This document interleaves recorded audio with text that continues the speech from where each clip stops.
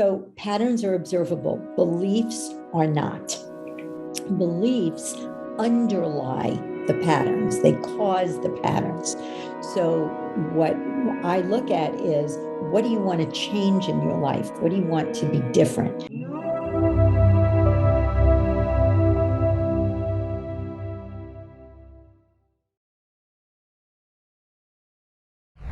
I'd like to welcome to the show Shelley Lefko. How you doing, Shelley? Hi, Alex. I'm great. How are you? I'm good. Thank you so much for coming on the show. You are, many say, an expert in limiting beliefs and things that we do to ourselves. And we are, as I've always said, our worst enemy. Just completely we destroy ourselves with our thoughts sometimes. And it's a very powerful tool that we can use both for good and for evil in many ways. So we're going to get into that. But first, how did you begin your journey doing this kind of work? So, I was always involved in personal growth, and not always, but for a long time. And my husband, my late husband, was on what he called an intellectual spiritual journey on why people knew what to do and didn't do it. So we know going into relationships, oh God, this is not a good relationship, and we stay in, right? We know seatbelt saves lives, don't wear seatbelts. We know that eating well and exercise will make us live longer and feel better, and we don't do it. So he was really looking at his own life, and in his own life, things should have turned out and they kept not turning out. So he was on a plane going to California, and we were pitching. It was interesting because we were pitching the state of California was trying to get people off welfare, and they were trying to find motivational people to motivate these people. So Morty was going to go and do a pitch, and on the plane he started writing, and kind of like Neil Donald Walsh, out of his hand came this process, and he realized that he was a genius and he did create the process, but because he's humble, he always says he downloaded it. But it was based on the premise that our behavior and our emotions are caused by our beliefs. Now, Alex, I want to tell you, this was almost 35 years ago. So I used to say to people, I help people eliminate beliefs, and they would say, well, what do you mean, like religious beliefs? Right. People didn't even know what a belief was back then. And I'm going to tell you my definition in a minute. So he creates this process. He gets off the plane. He does it with these people. He does the process. He has them eliminate a belief. They hire him on the spot. And we did this amazing thing in California. And he came home and he said, I want to show it to you, even though at the time we were doing it in corporations more than one-on-one. He did it with a friend of ours who kept saying, I want a relationship. I want to get married again. I want to get married again. And he said to her, well, what do you believe? And he asked her a couple of questions, and she started saying, well, marriage is suffocating and men are selfish. And, and these beliefs just were. And so he did the process on her, and I watched, and it was one of the most profound moments of my life because I felt like I was going to be knocked off the chair. I had a sense that was why I was on the planet, to do that. It was like, this was my calling. This was it. And I've been doing it for 30 years with people in every country and every walk of life imaginable. So what is your definition of a belief? Great. So a belief is a statement about reality that you think is the truth. So if something, you said at the very beginning, we're going to talk about limiting beliefs. The truth is, even though some of our beliefs have amazing outcomes and wonderful things and miracles, beliefs by their very definition are limiting, because if something is true, something is not true. So it limits you no matter what it is, and it may limit you in a powerful way, but a belief is limiting. So we just call them beliefs. So can you walk life without beliefs? Can you, you have to believe that, I believe that I'm intelligent. I believe that I can find love. I believe that I am good at my job. I believe that I can lose weight easily and gain muscle fast. I know these people. I can't, but I know these people who are like, oh, I'll just lose 30 pounds in the next, but they actually believe it because they know how to do it, because they are professionals at it and trainers and stuff like that. So there are those kind of beliefs. And there's also the other beliefs are like, all men are horrible, all women are idiots, like all these kind of horrible beliefs that in many times are subconscious beliefs. Almost always. Almost always, right? It's not like you're walking around going, men are horrible. Men are horrible. No, it's kind of like, I saw my dad do something to my mom when I was younger, and he cheated on my mom, and that's why all men are horrible. Is that a good line? Perfect. So, yes. So some of our beliefs serve us. Now, we do something at the end of our process that gets people into a little altered state of consciousness where you realize that you create your beliefs. Your beliefs create your life. So if you create the beliefs that create your life, what does that make you? And if you do it, and I have things that I do with you, you go into this space where you have an experience. I'm not my beliefs. I'm the creator of my beliefs. I am pure consciousness. I am limitless possibility. So can you live without beliefs? I don't know, but you wouldn't want to, because if you have beliefs that are working for you, absolutely keep them. So when people come to me, they don't come to me and say, I want to eliminate beliefs. Nobody cares about eliminating beliefs. They care about eliminating patterns. So what a pattern is a pattern is observable. So I can see you procrastinate. I can see you be in relationships where you're not treated well. I could see you trying to lose weight and not. I could see you depressed. I could see you not express yourself. I could watch you in meetings, never speaking up. So patterns, I could watch you have a fear of public speaking. You're very nervous up there. So patterns are observable. Beliefs are not. Beliefs underlie the patterns. They cause the patterns.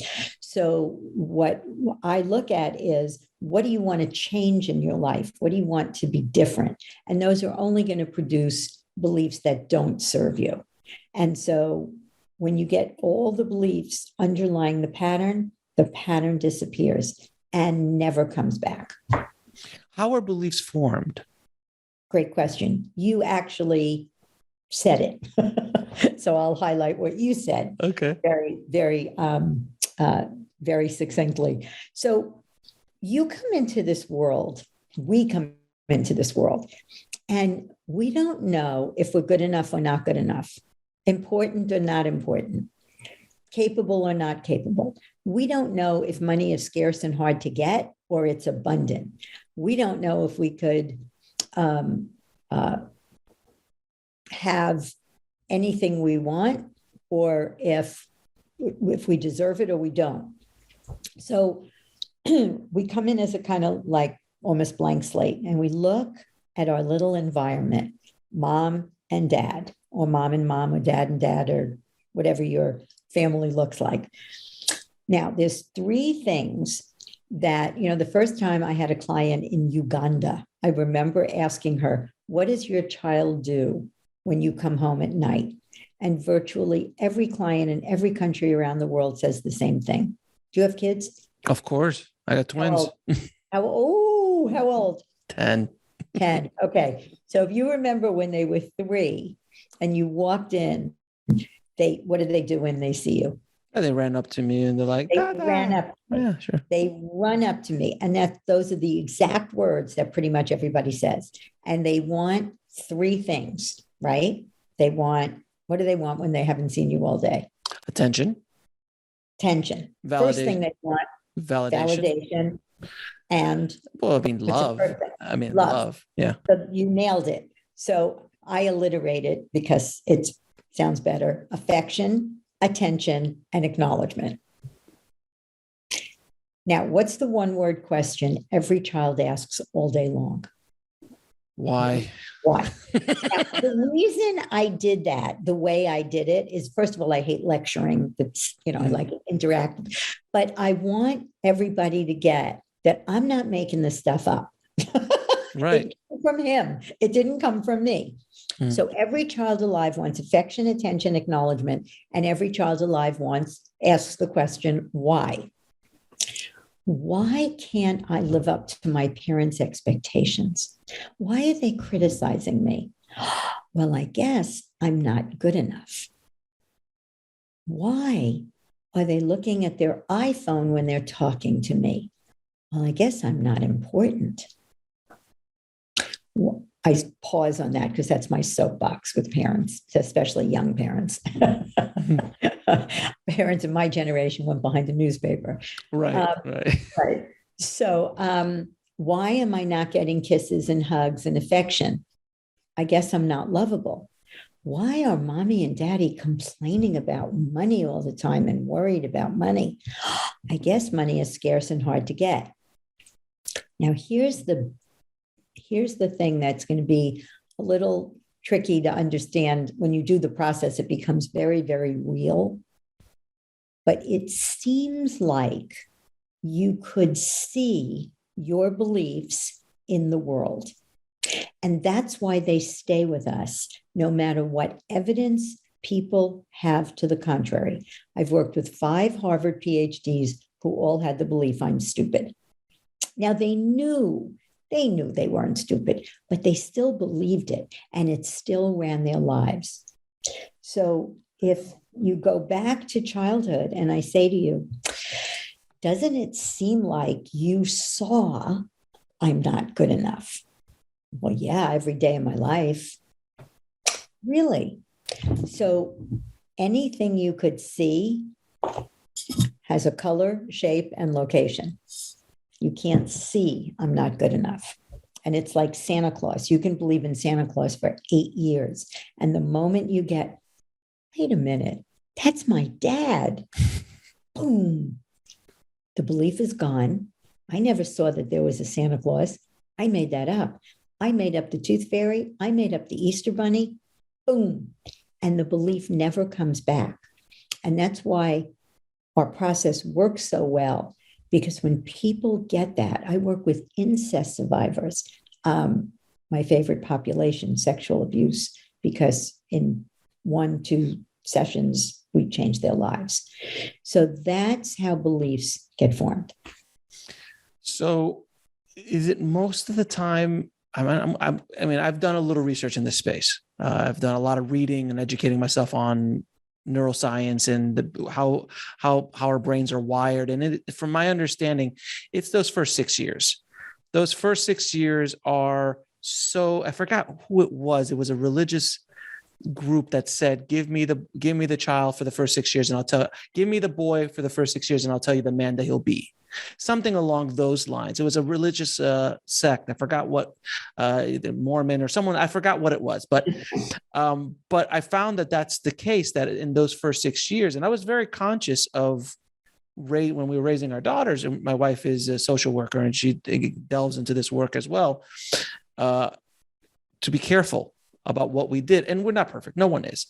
But I feel that also, and this is going past the question for a second, when you do something that's wrong, let's say, like you're on front of the phone or you snap because you're in a bad mood or something, if you go back and explain to them, it's not you.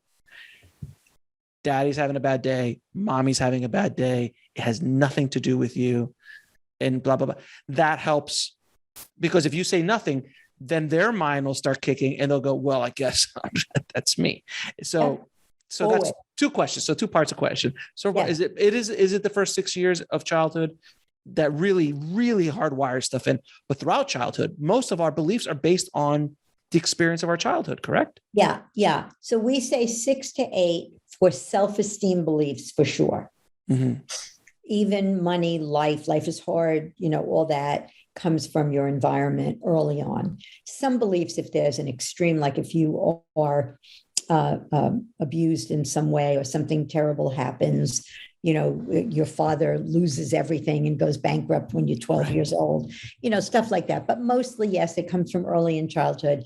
And yes, cleaning up, I take umbrage always to the words good, bad. In fact, I did a parenting course last night for this school on Zoom, and it's my favorite thing in the world to do. I have an 8-module parenting course that I created because when I started doing this work, I realized, oh my God, if we could transform the way we parent, we could change the world. People could literally stop suffering. And you don't have to be a perfect parent. You just have to be a conscious one. And you also need to get trained, because I taught, these were very conscious. This was an alternative school and very conscious parents. And they were blown away by the skills and tools that some of which I taught them. Mostly I said, what you said is that when your child walks away from you, ask yourself the question, what did they just likely conclude out of that interaction? And is that a belief I want them to have for the rest of their life? And if not, like you said, just clean it up. And a way to say it is, what you need and want is very important. And I can't give it to you right now. I'm on the phone. But when I hang up or at lunch or tonight or whenever it is, you'll have my undivided attention. But the words good, bad, right, wrong are always judgment. And they don't tell you anything. You didn't do anything wrong. You just did something that might have a consequence. And, when you're talking to the kids, it's the same thing. It's not like it's bad or good. It just, hitting doesn't work. It hurts. So it's not okay to hit people. Or, if you don't do your homework, you might fall behind, So it's not bad. You didn't do anything wrong. I worked with, we did a criminal study. That was one of the most fascinating experiences. Because people would say, oh, you shot people. Now, he didn't kill anybody, but he shot people. Well, you're a wife beater, and when we worked with these guys, they had beliefs. If you do something wrong, you deserve to be punished. And the way to be punished is to beat. Or to do, or to act out, or to do. To beat somebody, because when he was a kid, if he did something, sure, he got beaten. So violence. So when his wife did something or his girlfriend did something, it didn't occur to him to not beat her. I mean, that's what you do. That's why I'm so vehemently and violently and crazy against violence, because it perpetuates violence generationally. Generationally. So the other guy had the belief that his father told him, if somebody gets in your face and razzes you with a gun and you don't shoot them, you're going to lose respect in the hood. So he said, Shelley, I shot somebody over a $5 bill. He said, it was like ridiculous. Wow. It never occurred to me to not. So, so there's no bad and good. There are people who have beliefs, and, there's a new book out, and I love what they say. It's don't ask what's wrong with that person. Ask what happened to that person. That's absolutely true. Because I've started to look at people now too. When you start seeing people act up in public, because there's a lot more of that going on, the Karens of the world and the Kens of the world that are literally throwing a fit in public. You look at them and you're like, well, that's obviously they had something in their like they were pampered as a child. When they threw fits before, they were given what they wanted, but now it's gotten to this point where like it's insane. Over a cup of soup or a parking spot or something so irrelevant.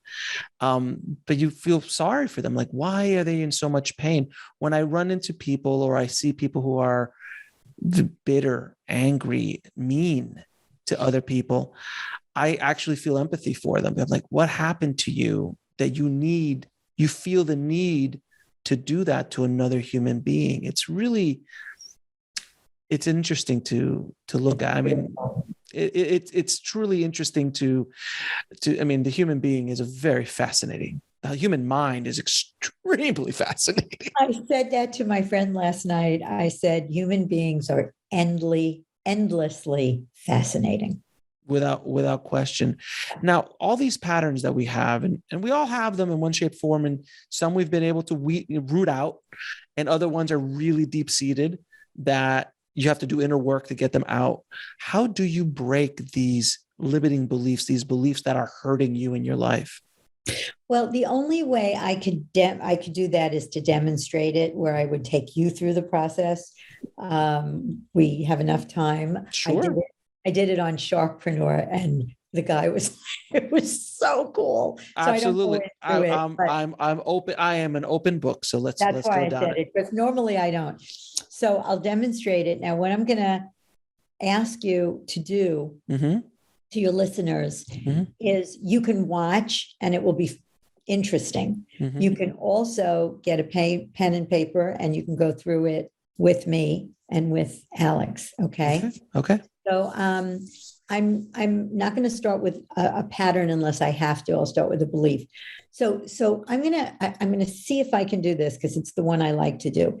So even though people have done a lot of work on themselves and whatever, the most common belief that almost every single person that I've worked with, and I work with CEOs, I work with famous people, I hate saying that, but I work with a lot of people who you wouldn't think had the belief I'm not good enough, and do. Oh, I've been in the film business. I've worked with actors and everybody in the film business. Trust me, I understand that. I understand that every single one of them has imposter syndrome. Every single one of them has it. Yeah. So I want everybody to take a deep breath with me, and then I'll see if Alex wants to pick this one or a different one. Okay. And we'll go with, and I'm going to ask the people listening to go with this one, and we'll see what Alex does. Okay. Okay. Say, I'm not good enough. I'm not good enough. Now say, I'm a monkey. I'm a monkey. So when you say I'm a monkey, how does it feel? The exact same thing that it felt for me, that I'm not good enough. Okay. So for most people, I'm not good enough didn't feel good. It didn't feel good to say. It doesn't, so. It's not that it doesn't feel good. It's that I've kind of gotten past that. For me personally, right. So I understand that I'm good enough. And that took me a long time to get to. Right. So I want to make another distinction. Understanding something. Now I get if it has no resonance, it probably is not true. I'm going to ask you one more question in a minute.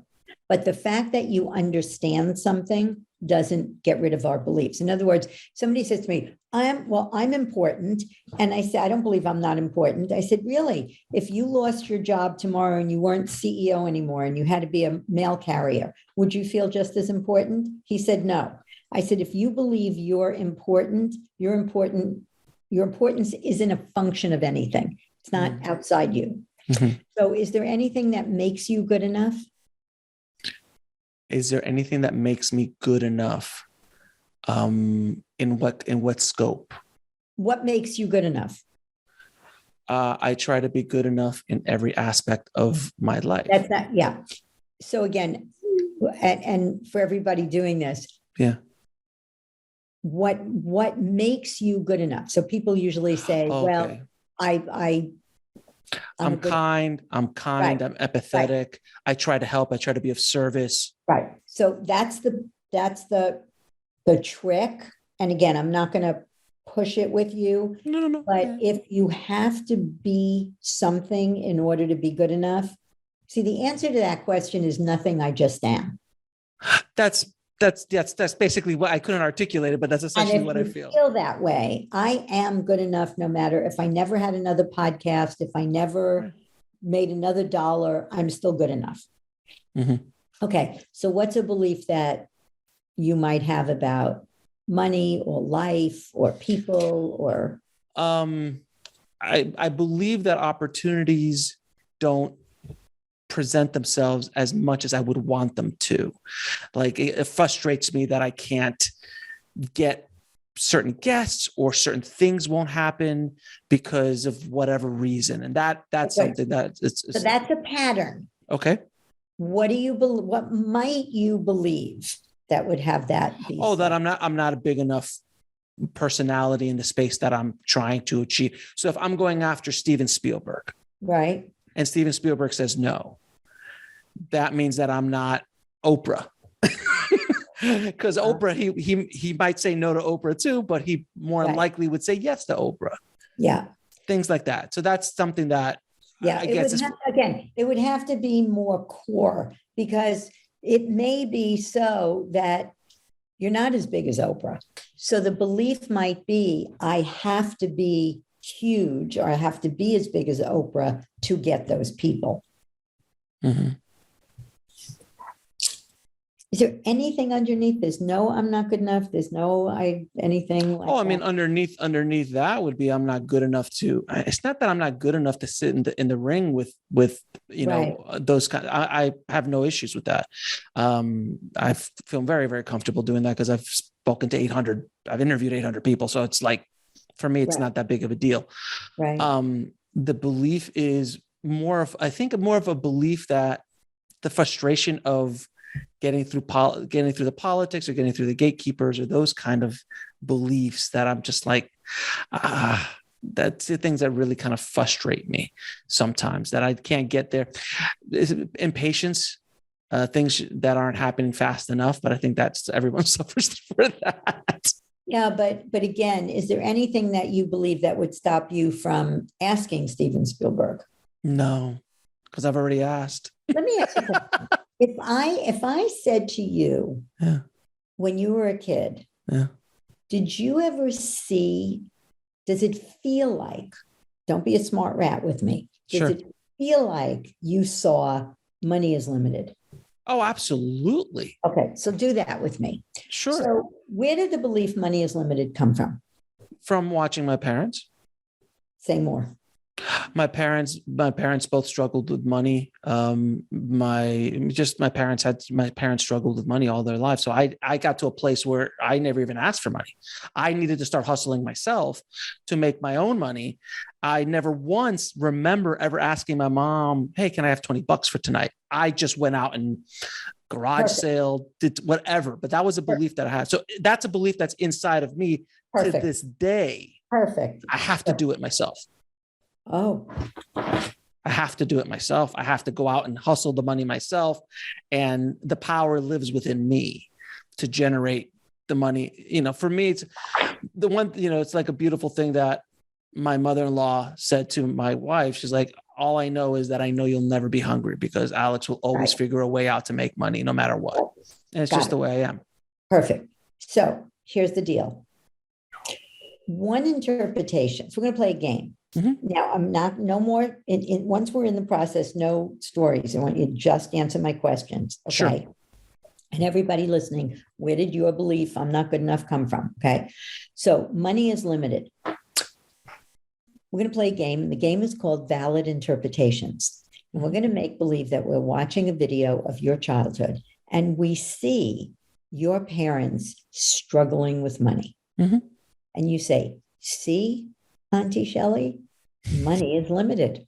Mm-hmm. And I say, well, that's one interpretation, sweetheart. What's another interpretation that you couldn't see at the time that you could see now that would explain your parents' situation other than money is limited? Well, I mean, from my interpretation is that they weren't educated in the process, or they had their own. We're going to one at a time. So one interpretation is they did not have financial education and intelligence. They didn't know how to make money. They didn't know how to invest money. They weren't money savvy. Mm-hmm. But that doesn't mean money is limited. Is that a valid interpretation? That is. Excellent. What's another? That they didn't have, I guess the same thing. They didn't have the tools, the financial literacy to deal with that. That's the same thing. But essentially, what's another? That money was, you had to work extremely hard for money. That's another belief. That's another belief. Okay. Mm-hmm. So we're going to stay with money. I'm starting to get tingly. Yeah. Good. Okay. So these are the beliefs that come out once we start digging. We're going to stay with money is limited. So one interpretation is money was limited for who? For my family. My parents. Yeah. Money was limited was limited to your parents. But if Richard Branson was your dad or Jeff Bezos was your dad, it might have been different. Yes? Correct. So that's a valid interpretation. Okay. What did your parents do? Oh, my mom did multiple jobs.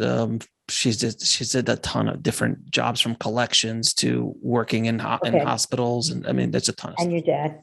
He's a machinist. Okay, good. So when you're blue collar, or when you don't have, I'm going to give you a good one in a minute, a certain education, maybe money is limited when you do what they do, but it doesn't mean it's limited when you do what we do. Is Correct. that a valid, what Steven Spielberg does? Correct. That's a valid interpretation. Yes. Now, I'm going to tell you another one. This is very important. Before the internet, people worked from 9 to 5. They got paid salaries. Today, I have a product called Natural Confidence, 19 self-esteem beliefs. You can do it. It's relatively inexpensive, and it sells while I sleep. Okay. We all know what passive income is, right? So one interpretation is maybe money was limited before the internet. In an industrial society, money was limited. In an information age, companies, people are making millions of dollars where their company's not even showing a profit. So kids are unboxing toys and making $10 million a year. Influencers who go on these, social media sites and talk about, are making millions. So if there are other valid interpretations that would explain your childhood, is what you said, money is limited, is that the truth or one interpretation? It's an interpretation. Great. Now, doesn't it seem like as a child, you saw that? Yes, I did see that. Awesome. Did you ever see money is limited? No, I didn't see that. I made that in my mind. Good. So for everybody doing this with me, whatever belief you're working on, I want you to get that it feels like you saw it, but that belief does not have a color, a shape, or a location. And anything you could see has a color, shape, and location. Correct. So if money is limited, wasn't out there to be seen, where has it been all these years? Say that again? If the belief wasn't out in the world to be seen, where was it? It was in my mind. Beautiful. You, just like me and everybody else, made that up. Mm-hmm. Correct. Awesome. Do you really get that? I get it completely. Okay, good. Now, I'm going to make a distinction. Okay, you're going to love this, Alex. I know you will. Mm-hmm. Consequences versus meaning. So the consequences of your parents not having money was you didn't get new sneakers when you wanted them. You didn't ask for things the way other kids did. There were consequences. You might have felt fear as a kid around money. We're going to have enough. I'm not minimizing the consequences of whatever happened to anybody who's listening. And I'm going to give you some extreme example in a minute. But I'm going to ask you a question, and don't answer it just in case you've been down this road before. I want you to just sit with it. What does it really mean that your parents struggled with money? Now, I'm going to ask everybody to do this with me. If you're in a room and somebody comes in and doesn't say hello, what might you automatically think? Oh, that I did something wrong. It depends on the person. I did something wrong. Right. That's meaning. So whatever everybody said, they're rude, they didn't see me, they're having a bad day, that's meaning. Whatever you said. Where did that meaning come from? Your mind. Beautiful. All meaning comes from your mind. It's a story. It's a story you tell. It's meaning, whatever it is. Yes. Meaning comes from you. If meaning comes from your mind, do events have inherent meaning? Nope. No. So events have no meaning. So Alex said that like, yeah.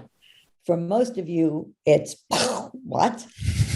So my husband died 6 years ago. Right. And he was one of the most extraordinary, magnificent human beings I've ever known on the planet. And I loved him with every ounce of love that you can love somebody. The fact that he died does not mean anything.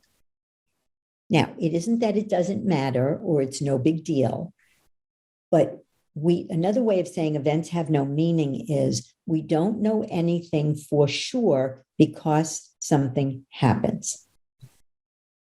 So the fact that he died doesn't mean I'll never be happy again. I'll never love again. I'm going to starve to death because I don't know how to run a business and my business is going to go under. The events don't tell us anything. I had the best year last year and I had no idea what I was going to do because I work with people. That's, I speak in front of groups. I don't run business. Well, somehow I figured it out and I'm not doing a great job. But You're doing fantastic. You're doing fantastic. I'm doing okay. I am doing okay. So events have no, so what does it mean that your parents struggled about money? It doesn't have an inherent meaning at all. It is just what it is. What it is. Perfect. Now, doesn't it seem like the events made you feel like money is limited? Yes.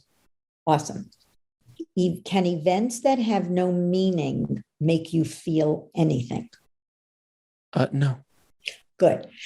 So again, I'm working with somebody who's really committed to doing his work. I'm trying. He's trained. So for those of you who are not having as easy a time as Alex is, breathe. It's perfect. Yeah. So here's the thing. If you're walking down the street and a man walks past you and it has no meaning, what are you going to feel? Arguably nothing. Because we pass people by the street all the time. And if it has no meaning, you're not going to feel anything. But if you give it the meaning he's dangerous, what are you going to feel? Fear. If you give it the meaning he'll protect me, what are you going to feel? Protected. You'll feel safe.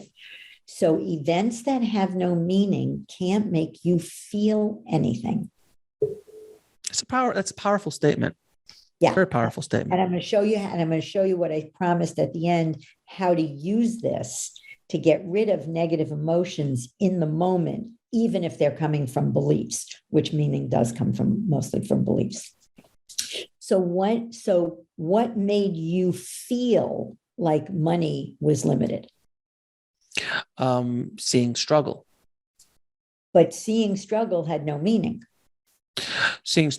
Had no meaning inherently, but in my mind, there's emotion attached to seeing someone you love. No. There's no emotion attached. Blah, blah, blah, blah. Emotion comes from meaning. Emotions are feelings. They come from meaning. So what made you feel like money was limited? If the events have no meaning, what did you, and you said it, but I want to clean it up a little. So what produces the feeling? Seeing my parents struggle. But what does it mean that your parents struggled? Pain. No, what does it mean? It inherently means nothing. Right. So you keep saying inherently, we're not qualifying it. It just doesn't mean anything. It doesn't mean anything. Good. Can events that have no meaning make you feel anything? No. So what made you feel like money is limited? Nothing other than whatever I made up the story in my mind. But that's not nothing. That's something. So it's the meaning you give the events that caused your feelings, not the events. Watch this. Yeah. Everybody close your eyes. Yeah. Close your eyes, Alex, and imagine Auntie Shelley is there. And I say, sweetheart, Jeff Bezos lives next door. Your parents are not money. They don't have money literacy. They're not, we don't have an internet yet. When you grow up, the world is going to be different. Money will be abundant. You can create it while you sleep. And if you had said, oh, I see, Auntie Shelley, my parents struggle with money, but there's lots of people that don't, and I certainly don't have to. And as you're giving the same events that meaning, do you still have the feeling money is limited? No. And if you didn't then, would you today? No. Awesome. Okay, open your eyes. Take a deep breath. Say money is limited. Money is limited. I feel like cracking up as I say it. Yes. And that's what most people say. It feels silly now. It feels absolutely silly. It's fascinating. It's fascinating going through this process with you, Shelley, because it's that belief is a belief that I've washed away a while ago. But the belief that those events when I was younger, that I had to work hard for my money. So let me just do that with you. So one interpretation is you have to work hard for your money. What's another interpretation that would explain your parents, how they work? Oh, the not having the literacy and they don't have the literacy, education. They didn't have the internet. They don't have the education. Yeah, it was a different world, right? Different world. So again, if there are other ways to interpret the events, is what you said, you have to work hard for money. Is that the truth or one interpretation? Oh, it was just one interpretation. No question. Doesn't it seem like you saw that? I'm sorry? Doesn't it seem like you saw that? Mm-hmm. Did you ever see you have to work hard for money? Nope. No. And all you saw was what? What did you see? I just, what do you mean? Like I just saw my parents struggling. Exactly. And working hard. And working hard. By the way, another interpretation is, and I always say this is a very common belief, by the way, I always say they work very hard, right? Mm-hmm. Yes. Did they have money? No. So another interpretation is working hard is not the way to get money. But see, my belief became different because I was blessed enough to have parents that I could live with. So when I made money, I didn't have overhead. So in my belief system was like, when I work hard, I make money. And that was a belief that I kept going for a long time. But here's the thing. What does it mean that your parents worked hard?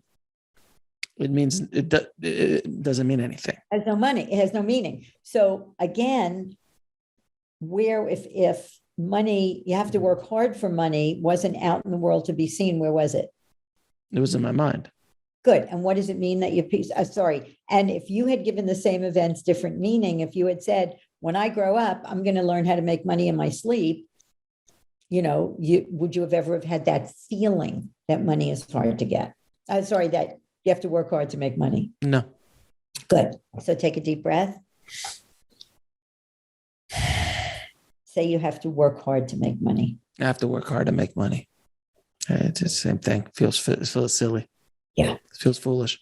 Now, our beliefs determine our behavior, our reality, our emotions, but they also determine the meaning we give events. So let's assume Steven Spielberg says no, and you give it the meaning, well, I'm not big enough.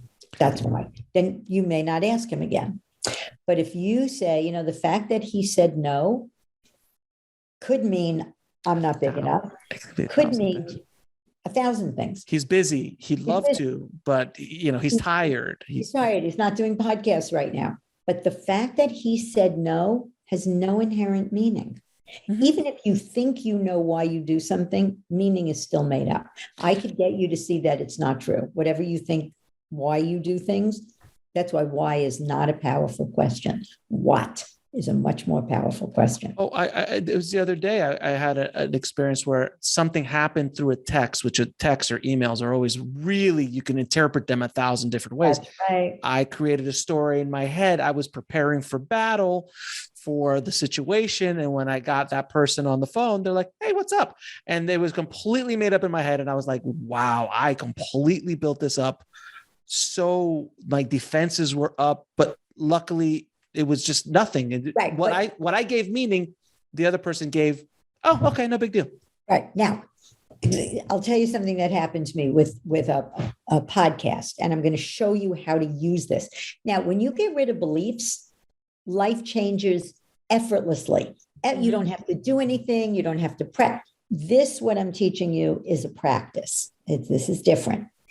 So do you know who Mark Hyman is? The name sounds familiar. Okay. So Mark Hyman is a functional medicine doctor. He's written 14 best-selling books. And I think at one time he was Hillary Clinton's doctor. He is my client, and he is a dear friend. So he said, I'm going to have you on my podcast one day. Now he has 25 million downloads. I think he's in the top 27 of all podcasts, not in his field. So we do this podcast, and I'm not supposed to tell anybody who my clients are. Mm-hmm. And with 25 million downloads, he starts talking about his work with me and how it's impacted his life. And he starts telling stories. And I'm like sitting there going, oh my God, I never expected this in a million years.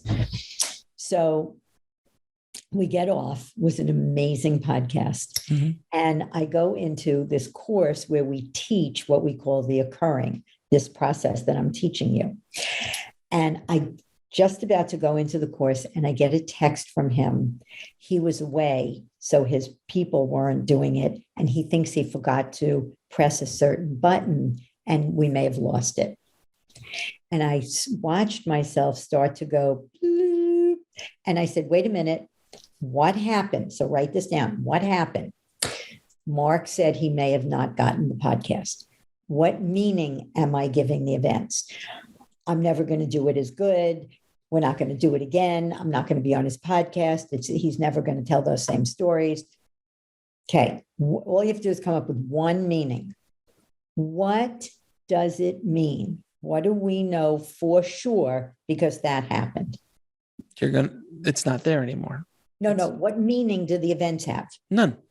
We don't know anything for sure because either he lost it or he said he lost it. It doesn't mean anything, right? We don't know. It could be better next time. We don't know. So I breathed and I said, okay. And I get into my course and we're just about to end the course and I get a text and he says, I got it. You see, it's the same thing. I saved myself an hour of angst and upset and aggravation. Yeah. That was powerful. Yes. And it's, things happen all the time. And the moment you have a negative emotion, and when people say, well, is there really negative emotions? Yes, there are emotions you don't like. If I don't want to walk around feeling sad, it doesn't mean I don't let myself. I grieved when my husband died, but I don't want to stay sad. I don't want to stay angry. I don't want to stay disappointed. It doesn't feel good in my, who wants to do that? Anytime you have a negative emotion, stop and ask yourself, what just happened? I just locked my fob to my car in the trunk of my car. And of course, my battery on my phone was red because I had just hiked and talked to my girlfriend the whole time. So, and I go, oh my God. And then I called AAA. I called my neighbor. She came. And what I noticed was AAA came. They couldn't get into the car. My neighbor drove me home. He ended up walking on the roof and jumping onto my terrace. I mean, it was and never once did I give it meaning. It's just like, oh, this is happening. And I never got upset. I never got frustrated. It just, oh, this is happening. And basically for me, there's two things. One is I'm not in Afghanistan or I'm not in the Ukraine. Right. You know that book, Don't Sweat the Small Stuff? Mm-hmm. Don't. So, you're right. But it's harder to just go, well, and rationalize it. But if you get that no matter what happens, my client, say one last story. My client's daughter was 11 years old and she had terrible stomach pains. And she took her to the emergency room and she started to get panicky. But she was in my occurring course and she said, wait a minute, what meaning am I giving it? Something terrible is wrong with my daughter. What else could it mean? She's got gas. What does it mean that we're in the emergency room? Nothing. 4 hours later, doctor comes in, says she's fine, take her home. And her child looked at her and said, Mommy, thank you for not being nervous because if you were scared, I would have been scared. So she not only saved herself the fear and angst, but she made her daughter feel comfortable. I wanted to ask you this. When there's an event, your kids don't do something, or something that you wanted to happen doesn't happen. Yep. And you get angry. Yep. Isn't that a direct correlation with you trying to control a situation that's uncontrollable? Maybe, but I'm going to let you look at it differently. Underlying anger is always powerlessness. Right. Yeah. If you could do something about it, you would. But we get angry because we feel powerless. Right. And it could be like, I saw someone spill milk. I'm like, I'm angry because now I've got to go clean it up. And I feel powerless that I have to go clean it up. That's the meaning. You feel powerless that you could, that's the meaning. Sure. So if you get rid of beliefs, you won't give it that meaning. But when you do, you could say, what does it mean that she spilled the milk? Right? It has no inherent meaning. None. Now, what can I do? So I gave it the meaning. So is it true that I have to clean it up? That's not inherent in the events. You could say, honey, here's a sponge. Mm-hmm. Or let me show you how to do it. So next time you can clean it. My father, that was such a thing with my father. He would slam the table, and there's a Yiddish word. It's the only schluch, and it means slob. And he does schluch, and I had beliefs from that, yeah. Anyway. It's extremely powerful. I mean, this conversation has been extremely powerful. I hope it does help other people listening. There is something that we have as human beings, which is a negative bias in our thoughts. Generally speaking, from evolution, this is again a belief that I have and an understanding that I've understood over time, is that when your mind thinks about things, it generally goes to the negative because evolutionarily speaking, it wants to try to keep you safe from the tiger around the corner. Mm-hmm. So you will build up those stories, the bad stories, the things like, oh my God, it's never like that person didn't say goodbye, didn't say hi to me. Like, they must be in a great mood. They're just so happy that they just didn't want to, they love me so much, they'll talk to me later. That's never a thought pattern. It's always, what did I do wrong? How did I do? So there's a negative bias. Is there a way that we can break, if we start going down that road, the negative road in thoughts? Well, there's two things. So I'm very, very, very much a nurture girl rather than a nature girl. Okay. Mm-hmm. So when people say things to me, Alex, I have a bias. Very, very, very rarely, as we all say, nobody's a perfect parent. No. I wrote I mean, I'm like, who better than me? And I was not perfect because I have beliefs from my childhood that made me say and do things that I knew I shouldn't say and do.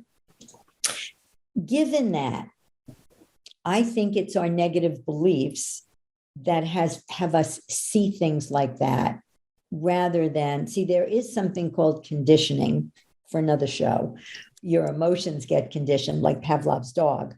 If every time you make a mistake, you get slapped, you will start having a fear associated with making a mistake. And we have a process that deconditions that in a nanosecond. It's very powerful. So I'm not a subscriber, if you will, of this idea of brain and this and anima, tigers and whatever. Maybe, but here's what I know for sure: our beliefs determine our behavior. The meaning we give events determines our emotions. If you believe dogs are dangerous and a dog comes into the room, you'll give it the meaning that dog's going to bite me, and you'll feel fear. So, in answer to your question, the occurring is the most powerful tool. My husband did a TEDx talk called How to Stop Suffering. It's wonderful. If you start to give negative meaning to something, or if you start to feel, oh, they didn't say hello to me. Perfect analogy. They didn't say hello to me. And you go, wait a minute. What meaning did I give it? They don't like me, or I'm too good for them. They're too good for me, or they think whatever. What else could it mean? Well, it could mean they're preoccupied. It could mean they think I don't like them. But what does it mean that they didn't say hello to you? What's the inherent meaning in the event? Nothing. It has no meaning. You don't know anything for sure because they didn't say hello. So I understand. So the thing I said in regards to the negative bias, it's all based around beliefs, regardless. Because if you don't have, though, if you take beliefs out of it, then there's no negative or positive. It is what it is. I'm not. I won't say who. I was in Hawaii. So my daughter lives in Hawaii. I spend a lot of time there. So I was just in Hawaii, and I met a new friend of hers, and he's very soft-spoken. And I'm thinking, interesting, very soft-spoken. So that night I'm talking to her, and she says to me, oh yeah, I didn't say anything. And we were talking about something, and she said, yeah, he had very angry parents. And I went, oh, I'll never be like them. And the next thing out of her mouth was, and he said, I will never be like my parents. So how he is, his beliefs that the way his parents were was bad and wrong, and he's not going to be that way, had him be soft-spoken. So everything we do is based on beliefs formed in childhood. And I believe that it is not good to be like my parents. I'm not going to be that way. And he's not. But if you look at our lives, they're usually reaction, and either reaction or as opposed to responsive. So we parent the way our parents parented or not that way, strict or permissive, as opposed to the way I say it is what would serve God in the universe right now, right? To really look at in this moment, what happened? What meaning am I giving it? As opposed to, oh, you didn't say hello to me, or, oh, you think you're too good to be on my show, or, oh God, I'm not big enough, or whatever it is. Just go ahead. So no, and I'll bring up something that's current in the news today, or in the news the last week or so, was the Will Smith slap, which was such a massive thing. I mean, look, at the end of the day, people are dying in the Ukraine, so it's not a big deal. But to see what he did on a world stage, so out of control, you have to think about, like, that reaction was absolutely not about that joke. It was about that Chris Rock's joke. It had there was some pain, some stuff that he has not worked out. And that might've been the thing that just popped. He didn't. So here's the thing. He didn't protect his mother when he was a kid. So he's going to now protect his wife. But here's the thing that's bigger than, I love the example. Thank you. Mm-hmm. And thank you for doing the process. That was great. Yeah. If you read everything about it, what you're going to start seeing is one of the three hosts, I don't remember which one, said a Black man standing up for his wife. That's awesome. That was not one of the hosts. It was an actress who was in a movie with Jada Pinkett Smith. I forgot her name off the top of my head. But yeah, I saw that exact quote. So another one said, oh, he's violent and horrible and terrible. Mm-hmm. So everybody gives it different meaning. And Absolutely. The meaning they give it determines how they feel about what happened. And they're coming from their own experience. So the one that's like, oh, a Black man protecting his wife, isn't that beautiful? That means that she wanted someone like that at one point in her life. Whatever, but yes. So the meaning comes from beliefs, but the meaning is what causes the emotion. And if I went to Will Smith and said, why did you do that?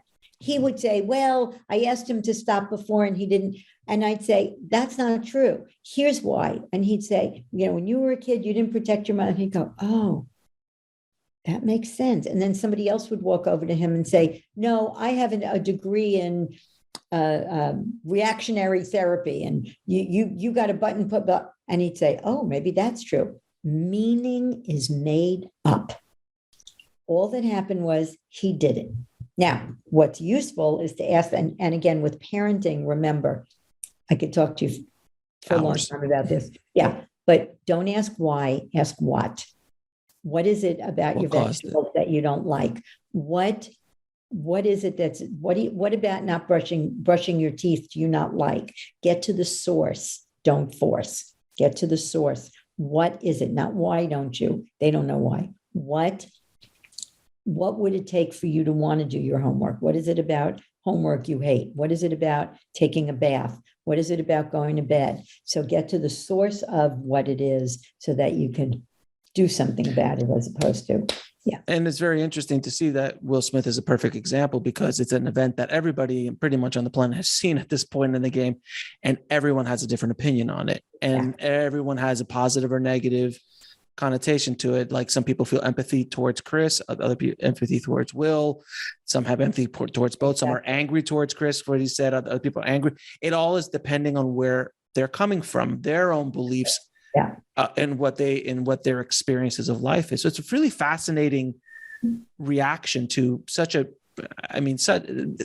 is such a divisive event that it's split down the middle. There's no good, bad. It's completely perspective.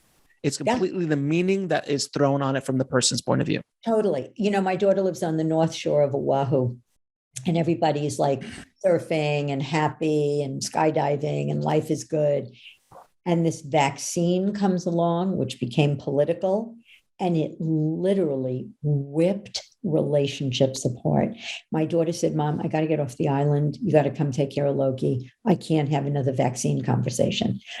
So again, it's just points of view, the meaning you give the events, as opposed to, I'm going to have a vaccine. You don't want one, don't have one, but just don't come near me or whatever. But to be able to look at people's perspective and honor it, and then choose to be with them or not be with them, but to not be angry and judgmental. And, I used to scream at the TV when a certain politician would come on, and my husband would say, honey, if you had his childhood, you'd have his beliefs, and you'd be saying the same thing he is. And you're absolutely right. You're absolutely right. That's why I try to look more empathetically towards people when they are acting in certain ways, because you're like, they're in pain. They're in pain. And what caused that for them? What is it in their past that is making them feel that they need to do what they're doing now? It's so beautiful. It's not easy. It's taken me a while to get here, and it's not always perfect, but you try at least to have an empathy.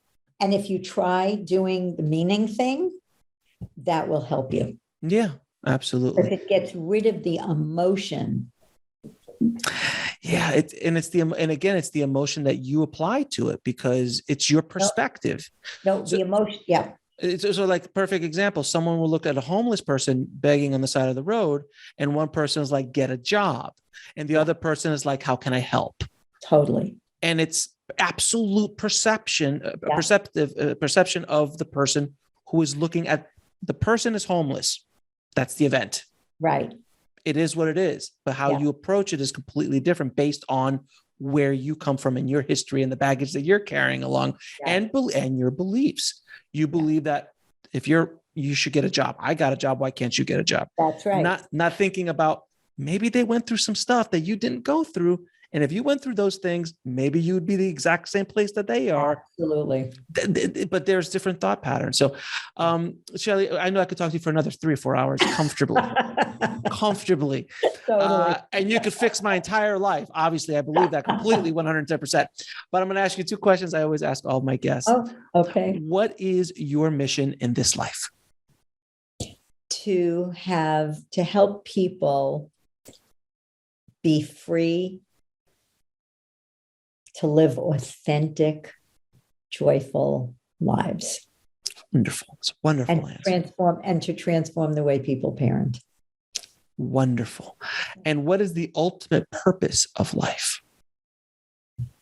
To love and be loved. Not very profound. Extremely profound. Extremely profound. And where can people find out more about you and the work you do? Yes, recreateyourlife.com you could go to. Okay. But we'll put a different link in the show notes. I think it's eliminatebeliefs.com. That's our podcast link, so we can kind of track it. But yeah, either one. Shelly, thank you so much for being on the show. It's been an absolute pleasure and honor talking to you. And thank you for the hard work you've been doing all these years and helping people along on their path in life. So I appreciate you. Thank you so much. You're welcome. And I appreciate you. You are an outstanding interviewer. And I love being with you. Thank you so much. I appreciate that. Thanks for watching. Click on one of the videos below to continue your journey. And don't forget to subscribe.